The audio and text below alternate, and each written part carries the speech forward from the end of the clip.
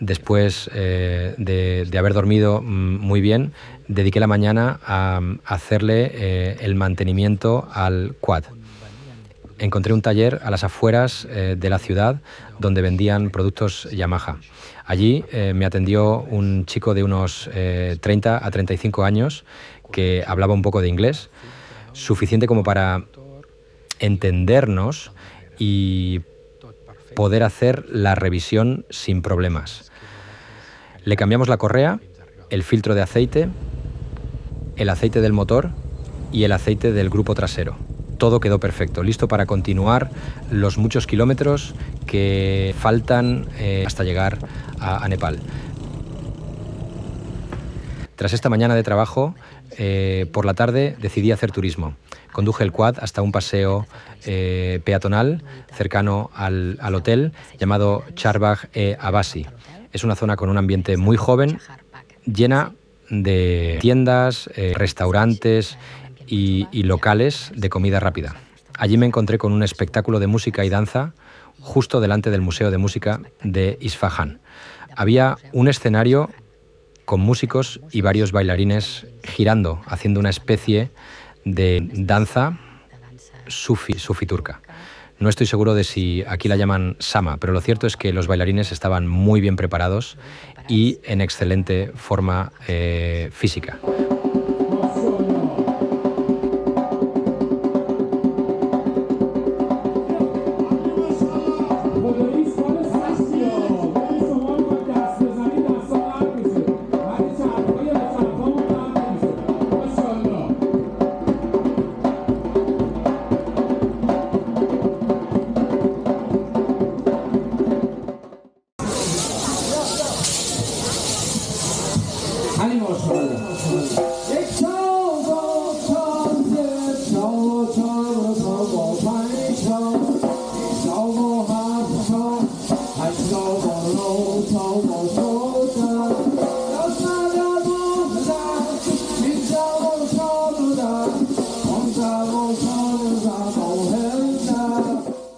Justo detrás del museo, junto al paseo, hay un gran jardín que alberga en su centro el Palacio Hasht Behesht.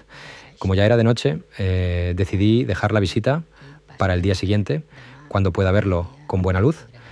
Continué caminando hacia el este y pasé por el túnel de luz de Isfahan, ubicado en la calle Beheshti Nejad.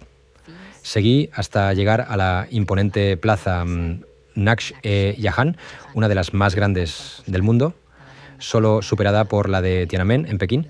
Entré por el lado de la gran mezquita del Imam Jomeini. Esta plaza es verdaderamente inmensa y está rodeada por edificios impresionantes. Allí también se encuentran la mezquita Sheikh Lotfollah y el hermoso palacio Ali Kapu, ambos con una arquitectura fascinante. Esta plaza, palabras, la primera vez que la visité, en 2006, y ahora, años después, me sigue impresionando igual. En el centro hay zonas verdes donde, al caer la noche, las familias se reúnen. Se sientan en el césped, traen comida, bebida, los niños corren de un lado a otro. Hay también una fuente poco profunda donde los niños se mojan y juegan con el agua. El ambiente es totalmente familiar, muy relajado, con una clara sensación de vacaciones.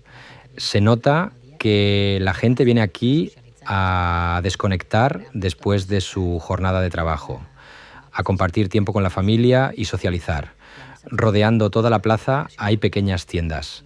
Además, por detrás de estas tiendas hay una galería cubierta que bordea todo el perímetro de la plaza. Dada su magnitud, la cantidad de puestos y comercios es enorme. Es un entorno muy animado y divertido de recorrer.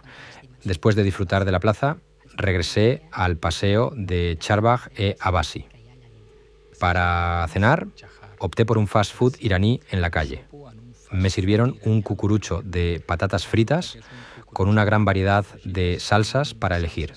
Las salsas colgaban del techo y el personal tenía que presionar lo que parecía una ubre de vaca para que saliera cada una.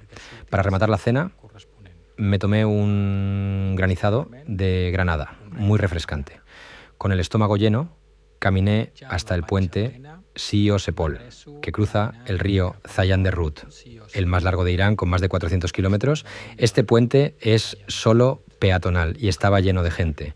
El ambiente era espectacular, parecía que toda la ciudad estuviera de vacaciones. Justo coincidió que lanzaban fuegos artificiales, lo cual fue el broche perfecto para cerrar el día. Todo ha sido increíble. Qué bonita es Isfahán, no me ha decepcionado en absoluto, igual que la primera vez que estuve aquí. Y mañana más.